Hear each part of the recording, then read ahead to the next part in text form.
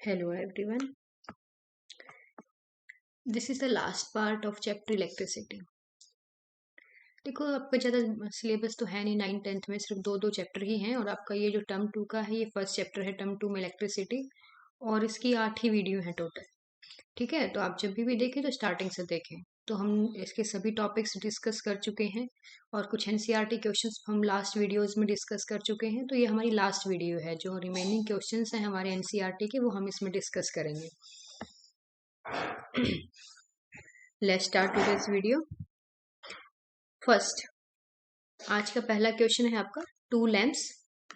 2 lamp आपको दिए गए हैं। वन रेटेड, एक का जो रेट है वो 100 वाट एट 220 वोल्ट। मतलब जो पावर है आपकी फर्स्ट की पावर 100 वॉट है और जो वोल्टेज है दैट इज 220 वोल्ट। यहाँ पर हमने सेकंड केस की बात करूंगी। सेकंड केस में जो आपकी पावर है वो 60 वॉट है और जो आपका पोटेंशियल है दैट इज 220 वोल्ट। ठीक है, आर कनेक्टेड इन पैरेलल, वो दोनों कनेक्ट किए गए हैं पैरेलल में। चलो सबसे पहले तो हम फर्स्ट केस में और सेकंड केस में हम निकालेंगे what current is drawn. Current और रेसिस्टेंस हमें निकालना है। ठीक है, हमें क्या क्या निकालना है दोनों केस में, करंट और रेसिस्टेंस। तो चलो पहले हम करंट निकालते हैं अपना फर्स्ट केस में। क्या होगी करंट की वैल्यू? आई। देखो P is equal to V I. ये हम 6th पार्ट से करते आ रहे हैं कि पावर का रिलेशन क्या होता है पोटेंशियल की फॉर्म में, करंट की फॉर्म में या पोटेंशियल और रेसिस्टेंस की फॉर्म में। तो हमें यहाँ पर P और V दे रखे हैं, I निकालना है तो हम ये वाला रिलेशन यूज करेंगे। तो जो I है हमारा that will be equal to P by V। तो यहाँ पर हम यूज करेंगे P बाई V। तो P है हमारा 100 बाई V है हमारे पास 220। तो यहाँ से हमारे पास करंट की वैल्यू आ गई है 100 by 220 ampere. As it is हम यूज कर लेंगे। ठीक है, तो इस केस में अब हम निकालेंगे जो हमारा रेसिस्टेंस है फर्स्ट लैंप का वो क्या होगा। What will be the resistance. Resistance क्या होता है according to Ohm's law. Ohm's law के अकॉर्डिंग होता है हमारे पास V is equal to I R. तो यहाँ से रेसिस्टेंस की वैल्यू क्या होगी V बाई आई। तो देखो इस केस में V की वैल्यू क्या है हमारे पास 220, I की वैल्यू क्या है 100 बाई 220। तो 220 आपके पास यहाँ पर आ जाएगा। ठीक है, तो ये कैंसिल हो जाएंगे। तो यहाँ से आपके पास आ जाएगी 484 ओम। ये हमारे पास आ गई रेसिस्टेंस की वैल्यू इस केस में। ठीक है, सिमिलरली हम सेकंड केस की बात करेंगे। सेकंड केस में हम पहले करंट निकालेंगे। जो करंट की वैल्यू है that will B 60 by 220 ampere. Same formula P by V का यूज करके ये वाला, ये हमारा फर्स्ट फॉर्मूला रहेगा, ये हमारा सेकंड रहेगा रेसिस्टेंस के लिए। सेम अब हम रेसिस्टेंस निकालेंगे। रेसिस्टेंस क्या होता है आपका V बाई आई। यहाँ पर V आपका 60 है, सॉरी 220 है।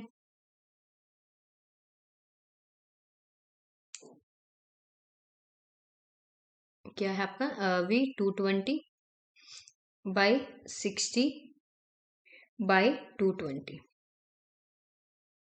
60 बाई 220। ठीक है, तो हमारे पास क्या वैल्यू आ जाएगी यहाँ पर R2 की। जब हम इसको सॉल्व करेंगे तो हमारे पास यहाँ पर वैल्यू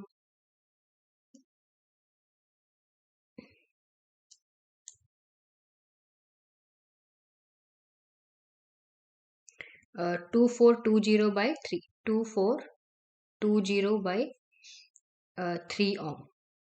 ये आपकी वैल्यू आ जाएगी जब आप इसको सॉल्व करोगे। तो after solving we are getting resistance of second is 2420 by 3 और फर्स्ट इज दिस वन। इसको मैं R1 लिख देती हूँ, इसको मैं R2 लिख देती हूँ। ऐसे यहाँ पर मैं इसको I1 लिख देती हूँ, I2 लिख देती हूँ। ठीक है, तो हमने यहाँ पे R1 R2 I1 I2 calculate कर लिया। अब इन्होंने क्या कहा है कि हम जो हमारे पास जो कम्बिनेशन आया है हम उसको किस में कनेक्ट कर रहे हैं बच्चों, पैरेलल में। और पैरेलल के लिए जब टोटल रेसिस्टेंस हम निकालेंगे, इक्विवेलेंट रेसिस्टेंस जब हम निकालेंगे इस केस में तो क्या होगा 1 by R is equal to 1 by R1 plus 1 by R2। ठीक है, तो यहाँ पर हम क्या आएगा 1 by R1 plus 1 by R2। 1 bye क्या है आपके पास R1 की वैल्यू 484, 1 बाय 484 प्लस ये कि 1 बाय R2 क्या हो जाएगा 3 बाय 2420। तो जब हम इसको सॉल्व करेंगे तो ये हमारे पास वैल्यू आ जाएगी 8 बाय 2420 ये वैल्यू हमारे पास आ जाएगी इक्विवेलेंट रेसिस्टेंस की, जो हम निकालेंगे R1 और R2 का इक्विवेलेंट रेसिस्टेंस। पर हमें क्या कहा गया है, what current is drawn from the line if the supply voltage is 220 volt. देखो अब हमने अलग अलग करंट तो निकाल लिया, अब हमें क्या निकालना है, what current is drawn from the line, this line, complete line. Line क्या है आपकी, एक 2 लैंप्स की लाइन है, कंप्लीट कितने लाइन, ये ऐसी लाइन है कोई, एक ये लैंप लगा हुआ है, एक ये लैंप लगा हुआ है, दो। तो इन 2 लैंप्स की जो लाइन है, इसकी जो पोटेंशियल है, इसका जो वोल्टेज है दैट इज 220 वोल्ट। और हमने इस लाइन का रेसिस्टेंस निकाला टोटल, दैट इज 8/2420। तो इस लाइन में कितना करंट फ्लो करेगा, कि क्या करंट की वैल्यू आएगी, तो I is equal to V/R। ठीक है ना, तो और V की वैल्यू क्या है 220, और R की वैल्यू हमारे पास क्या है 2420/8। तो यहाँ पर हम 8 से मल्टीप्लाई कर देंगे, तो क्या वैल्यू आएगी हमारे पास 0.73 एम्पियर।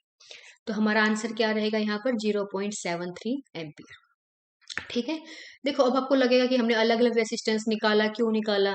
देखो हम जब तक अलग अलग रेसिस्टेंस नहीं निकालेंगे तब तक हमारे पास कॉम्बिनेशन का इक्विवेलेंट रेसिस्टेंस नहीं आएगा, और जब हमें इक्विवेलेंट रेसिस्टेंस का नहीं पता होगा तो हमारे पास इस लाइन का करंट नहीं आएगा। तो मेन चीज हमें क्या थी, हमें निकालना था अपनी लाइन का करंट कंप्लीट। ये एक आपके पास ये डायग्राम हो गया ऐसे, ठीक है ना, ये एक लैंप है आपका, ये सेकंड लैंप है आपका। तो हमें पहले इसका रेसिस्टेंस निकाला, इसका निकाला, कॉम्बिनेशन का रेसिस्टेंस निकाल लिया, और कॉम्बिनेशन के रेसिस्टेंस से पोटेंशियल को divide, potential by total resistance, तो इस कंप्लीट लाइन का हमारे पास क्या आ गया, करंट आ गया। ठीक है, तो ये हमें निकालना था। क्लियर द पॉइंट, तो अब होप कि आपको समझ में आ गया होगा। Next, which uses more energy. एक आपके पास है 250 वॉट टीवी सेट, एक टीवी है, और सेकंड है आपके पास टोस्टर। दो चीजें हैं, ठीक है।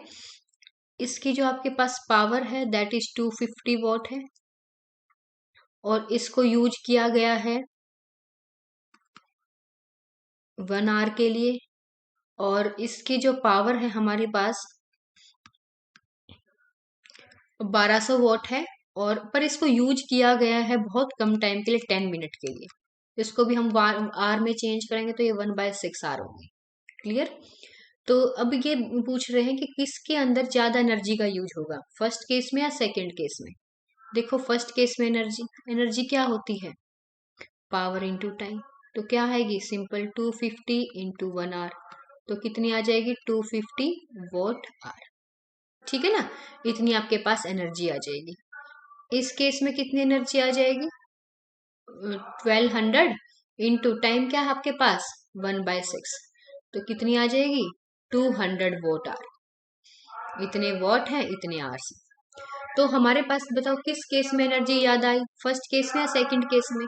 यहाँ पर 250 वाट आर आ रही है, यहाँ पर 200 वाट आर आ रही है, तो इस केस में हमारे पास एनर्जी ज्यादा यूज हो रही है टीवी सेट के केस में। ठीक है ना, अब आपको लगेगा कि भाई पावर तो इसकी ज्यादा है, भाई पावर तो ज्यादा है बट इसके टैप यूज तो देखो, इसका जो यूज है वो सिर्फ 10 मिनट के लिए किया गया है, और हमारे पास जो टीवी सेट है उसको हमने यूज किया है 1 आवर के लिए।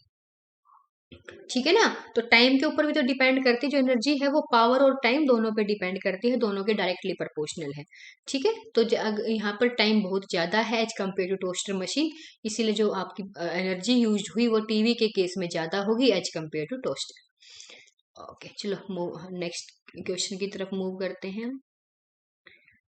यहाँ पर आंसर रहेगा आपका TV set. An electric heater of resistance 8 ओम, आपके पास रेसिस्टेंस क्या है 8 ohm, draws 15 ampere from the service mains, current 15 ampere, कितने टाइम के लिए यूज हो रहा है 2 आवर्स के लिए।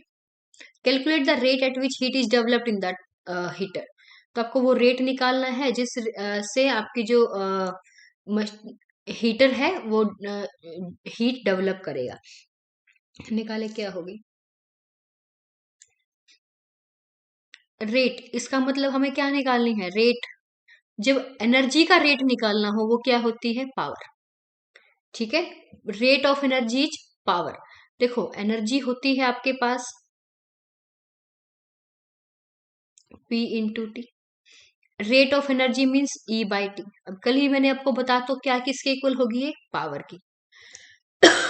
रेट ऑफ डूइंग वर्क क्या होता है, पावर। पावर की डेफिनेशन क्या होती है, रेट ऑफ डूइंग वर्क, ठीक है ना। तो और वर्क किसके इक्वल होता है, एनर्जी के इक्वल होता है। तो रेट ऑफ एनर्जी भी क्या हुई, पावर। रेट ऑफ वर्क भी क्या हुआ, पावर। तो यहाँ पर क्या पूछा, rate at which heat is developed. तो रेट ये क्या है, किस चीज का रेट है, हीट डेवलप का। और हीट डेवलप मीन्स वर्क, ठीक है। तो रेट ऑफ वर्क, अगर मैं दूसरा मीनिंग आपको बताऊं तो आपको यहाँ पर क्या निकालनी है, पावर। तो पावर का फॉर्मूला क्या होगा, अभी मैंने आपको बताया था, पी वी आई के इक्वल होता है, वी आई आर होता है, आई आर इंटू आई। तो पी किसके इक्वल भी हो जाएगा, आई स्क्वेर आर के इक्वल भी हो जाएगा। तो निकालो, आपके पास सारी चीजें हैं। आई 15, 15 इंटू 15, आर इज 8। तो किस क्या वैल्यू आ गई आपके पास, 15 इंटू 120। 15 8 जा क्या होता है आपके पास, 120 होता है ना। तो क्या आ जाएगी यहाँ पर, 1800 जूल पर सेकेंड, या वाट भी लिख सकते हो। वाट किसके इक्वल होता है, जूल पर सेकेंड। अब यह देखो यहाँ पर एनर्जी की यूनिट क्या है, जूल। टाइम की यूनिट क्या है, सेकेंड।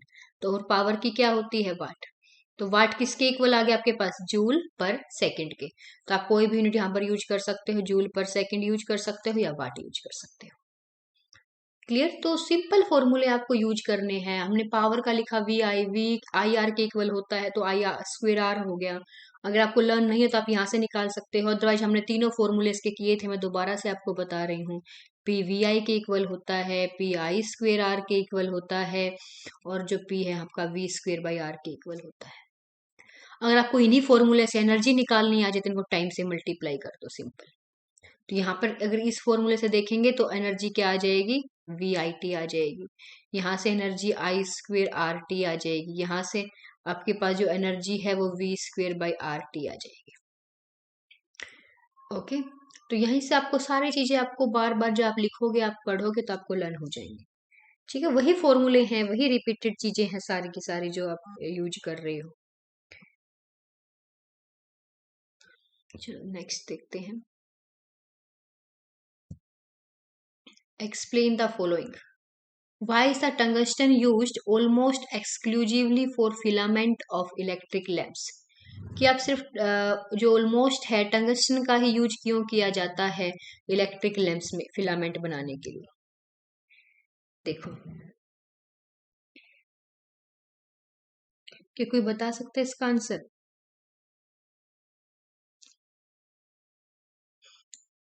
देखो, इलेक्ट्रिक लैंप में हम टंगस्टन का ही यूज क्यों करते हैं। मेन पॉइंट है इस आंसर का, हाई मेल्टिंग पॉइंट।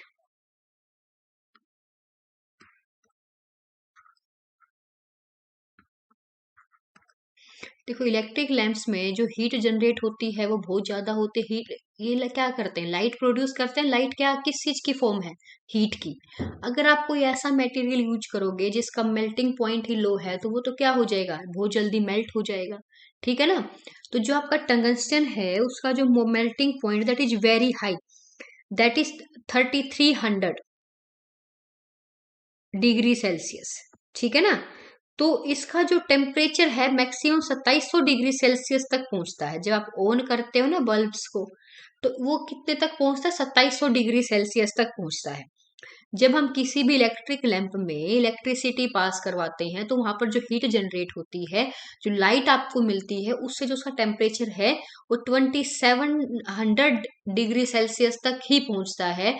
पर इसका जो मेल्टिंग पॉइंट, जो ये मेल्ट होता है वो 3300 डिग्री सेल्सियस पर होता है। मतलब अभी भी हमारे पास जो गैप है टेम्परेचर में, मेल्टिंग पॉइंट में, वो बहुत ज्यादा है, ठीक है ना। एक यही इंपॉर्टेंट पॉइंट है यहाँ पर, जिस वजह से टंगस्टन को यूज किया जाता है to form electric lamps. Clear. तो हाई मेल्टिंग पॉइंट के ड्यू टू हम किसका यूज करते हैं, टंगस्टन का यूज करते हैं, क्योंकि इसका जो मेल्टिंग पॉइंट है that is very very high. Okay. तो why are the conductors of electric heating devices such as bread toasters and electric irons made up of alloy rather than a pure metal? देखो हमने ये पहले भी हम इस बात ये बात कर चुके हैं उसके अंदर, इलेक्ट्रिक हीटर के अंदर जो फर्स्ट या सेकंड ही क्वेश्चन था आपके एनसीईआरटी का, कि जो आपकी इलेक्ट्रिक हीटर हैं, जो उनकी वायर्स होती हैं वो तो ग्लो करती हैं, बट जो कोड होती है वो ग्लो नहीं करती। क्योंकि जो इलेक्ट्रिक हीटर है, जो उसके अंदर जो उसकी वायर्स हैं वो अलोय की बनी होती है, और जो अलोय है वो हाई रेसिस्टेंस होता है।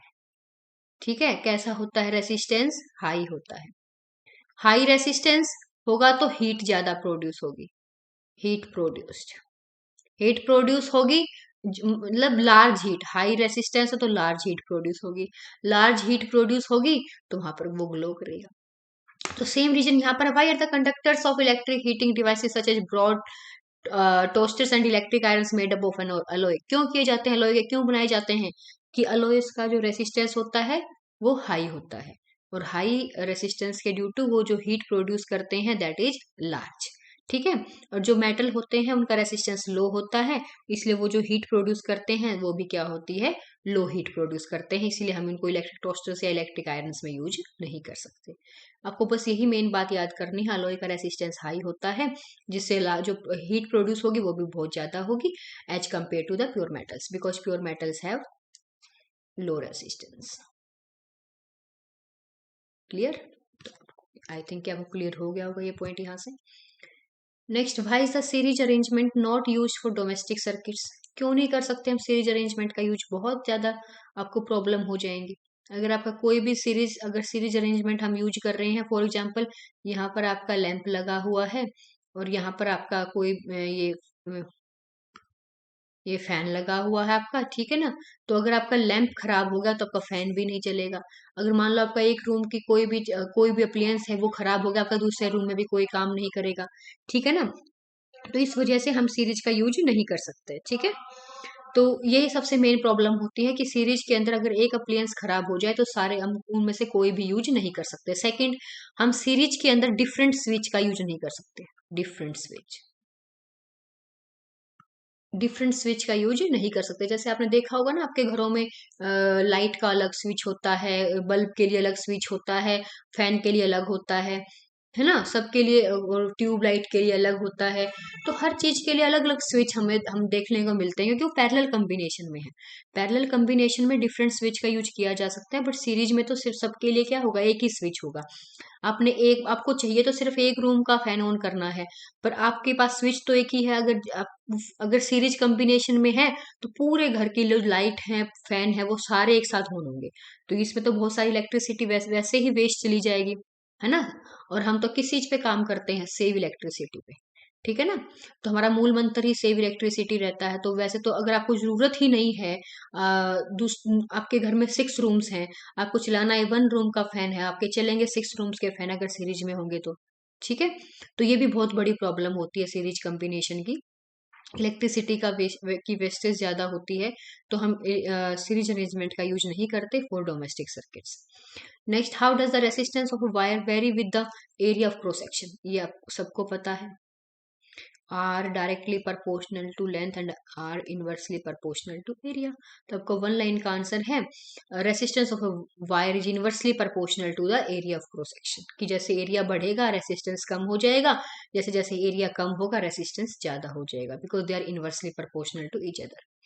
Why are copper and aluminium wires usually employed for electricity transmission? क्यों यूज किए जाते हैं कॉपर एंड एल्यूमिनियम की वायर्स? कॉपर एंड एल्यूमिनियम क्या है आपके? Good conductors. क्या है? Good conductors. गुड कंडक्टर्स किसको बोलते हैं? जिनका लो रेसिस्टेंस होता है। ठीक है, तो जो आपके कॉपर एंड एल्यूमिनियम है वो गुड कंडक्टर्स हैं, और उनका रेसिस्टेंस क्या है? बहुत ही लो है, and they do not become hot on passing electricity. और थर्ड तीन लिख सकते हैं आप, do not become hot on passing electricity. ये 3 पॉइंट आप याद कर लो यहां से।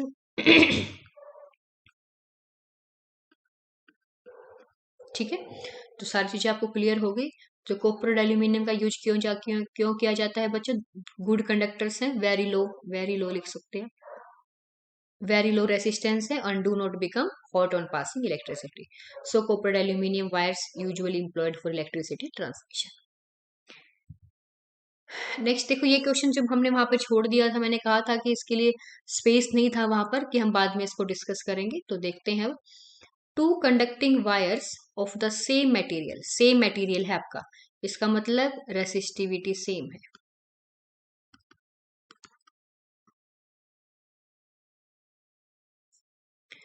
एंड इक्वल डायमीटर्स, लेंथ भी इक्वल है आपकी, डायमीटर इक्वल डायमीटर है, are first connected in series and then parallel in a circuit across the same potential difference, the ratio of heat produced in series and parallel combination would be। देखो heat produced क्या होती है आपकी, I²RT, ठीक है। तो ये है आपके पास हीट प्रोड्यूस I²RT। तो एक बार आपने क्या किया, इनको सीरीज में कनेक्ट किया, एक बार आपने पैरेलल में कनेक्ट किया, ठीक है। तो पहले सीरीज और पैरेलल का हम देखते हैं। तो मतलब रेसिस्टेंस चेंज होगा ना सीरीज और पैरेलल में। तो देखो कैसे चेंज होगा, दो आपके पास टू वायर्स हैं, मान लेते हैं जो टू वायर्स का जो रेसिस्टेंस है वो R1 एंड R2 है, ठीक है। जब आपने दोनों को, जो आपने सीरीज में कनेक्ट किया, तो आपके पास क्या हो गया, रेसिस्टेंस R1 प्लस R2। पर आप देखो यहाँ पर वायर से दोनों की लेंथ भी क्या है, सेम, और एरिया भी क्या है, सेम, और R किसके इक्वल होता है, ρL/A। सेम मटेरियल की बनी हुई है तो रेसिस्टिविटी भी सेम होगी। उन्होंने कहा इक्वल लेंथ है, लेंथ भी सेम है, and equal diameter, diameter same है, तो एरिया भी सेम होगा। तो इसका मतलब R1 is equal to R2। सारी चीजें सेम है तो रेसिस्टेंस भी क्या होंगे, सेम। तो RS किसके इक्वल हो जाएगा, 2 of R के। क्लियर। और यहां से फिर हमें कनेक्ट करना है पैरेलल का, 1/RP किसके इक्वल होगा, 1/R1 प्लस 1/R2। तो आपके पास क्या आ जाएगी यहां से, RP की वैल्यू क्या आएगी आपके पास, देखो RP इज इक्वल टू, चलो पहले 1/RP ही निकाल लेते हैं, आप कंफ्यूज नहीं होगे। 1/R plus 1/R, it will be equal to 2/R। तो RP क्या हो जाएगा, R/2 हो जाएगा, ठीक है। तो ये आ गया आपके पास R/2, और RS है आपके पास 2R। तो देखो और चीजें तो सेम है आपके पास। अब आपको हीट निकालनी है सीरीज और पैरेलल की। तो जो HS है हमारे पास, HS की वैल्यू क्या आ जाएगी आपके पास, I², R आ जाएगा 2R, तो 2RT आ जाएगी। HP की जो वैल्यू है वो हमारे पास क्या आ जाएगी, I²R/2T आ जाएगी, ठीक है। तो अब दोनों को डिवाइड करेंगे तो हम क्या आ जाएगा हमारे पास, ये सब कट जाएंगे, तो ये 2 ऊपर चला जाएगा, तो HS/HP क्या आ जाएगा आपके पास, 4/1। तो क्या आंसर रहेगा आपका, 4:1। यहाँ पर आंसर क्या आया हमारे पास, 4:1। तो this is your correct answer, option D will be the correct here. Clear. तो सिंपल आपको रेसिस्टेंस निकालना है सीरीज और पैरेलल का, और जो आपने RS/RP किया तो 4:1 आ जाएगा। अगर आपसे RP/RS पूछा जाता है, पैरेलल बाय सीरीज पूछा जाता है, तो 1:4 आ जाएगा, ठीक है। तो यहाँ पे हमारे NCERT एक्सरसाइज फिनिश हो जाती है। इसके साथ साथ आपका पूरा जो चैप्टर है वो भी फिनिश हो गया है। हमने कंप्लीट टॉपिक भी स्टडी कर लिए हैं विद NCERT एक्सरसाइज। तो देखो अब हम एक ब्रीफ डिस्कशन करते हैं इस चैप्टर का, कि हमने इसके अंदर क्या क्या पढ़ा। सबसे पहले मैं बात करूंगी इलेक्ट्रिक करंट की। देखो जो इलेक्ट्रिक करंट होता है, I that is equal to Q/T, charge by time. और चार्ज की यूनिट होती है कूलम, टाइम की यूनिट होती है सेकंड। इसीलिए जो आपका करंट होता है वो होता है कूलम पर सेकंड। और करंट की ऐसा यूनिट होती है एम्पियर, और 1 एम्पियर होता है 1 कूलम पर सेकंड के इक्वल, ठीक है। बिल्कुल 1 लाइन में हम सारा चैप्टर रिवाइज कर देंगे अभी। इलेक्ट्रिक करंट I/Q/T, चार्ज की यूनिट कूलम, टाइम की सेकंड, कूलम पर सेकंड होगी, और वो इसके इक्वल होगी एम्पियर के। और 1 एम्पियर होता है 1 कूलम पर सेकंड। अब हमने इसके बाद बहुत सारी चीजें आपके टॉपिक में नहीं थी, फिर भी मैंने कुछ कुछ आपको बताया था। इलेक्ट्रिक जो पोटेंशियल होता है, जो इलेक्ट्रिक पोटेंशियल होता है आपका V, उसको हम मेजर करते हैं वोल्ट मीटर से। और वोल्ट मीटर का हमेशा यूज किया जाता है पैरेलल में। और इसका जो रेसिस्टेंस होता है वो होता है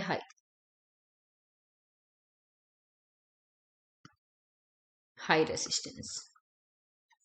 करंट को मेजर किया जाता है एमीटर से। एमीटर को हमेशा सर्किट में यूज किया जाता है सीरीज, और इसका जो रेसिस्टेंस होता है वो लो रेसिस्टेंस होता है। ठीक है, अब हमने पढ़ा था ओम्स लॉ। ओम्स लॉ के अकॉर्डिंग होता है V is equal to IR। ठीक है, V आपका पोटेंशियल होता है, यहाँ पर I करंट होता है और R रेसिस्टेंस होता है। ठीक है, अब ये जो रेसिस्टेंस है वो किस किस के ऊपर डिपेंड करता है? Resistance is directly proportional to length, resistance is inversely proportional to area.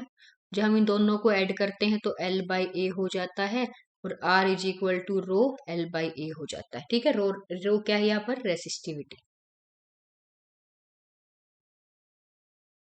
Resistivity of material. ठीक है, ये चीजें हैं आपकी रेसिस्टिविटी ऑफ मटेरियल, लेंथ और एरिया। पर जो आपकी रेसिस्टिविटी है वो एक कांस्टेंट है। जो आपका रेसिस्टेंस है वो लेंथ और एरिया पे डिपेंड करता है, और जो रेसिस्टिविटी है वो लेंथ एरिया पे डिपेंड नहीं करती। Length area not dependent. ठीक है, वो लेंथ और एरिया पे डिपेंड नहीं करती, ये सिर्फ डिपेंड करती है, depend on nature of material.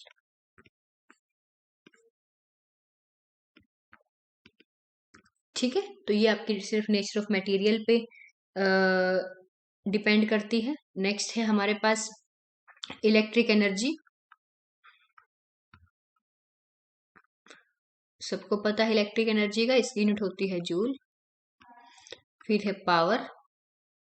Power होता है वर्क बाय टाइम और एनर्जी बाय टाइम। इसकी यूनिट होती है वाट, और वाट होती है 1 जूल पर सेकेंड के इक्वल। ठीक है, और जो कमर्शियल यूनिट होती है वो होती है 1 किलोवाट आवर, और 1 किलोवाट आवर होती है 3.6 इंटू 10⁻⁶ जूल के इक्वल। ये याद रखें, ये क्या होती है आपकी कमर्शियल यूनिट ऑफ एनर्जी।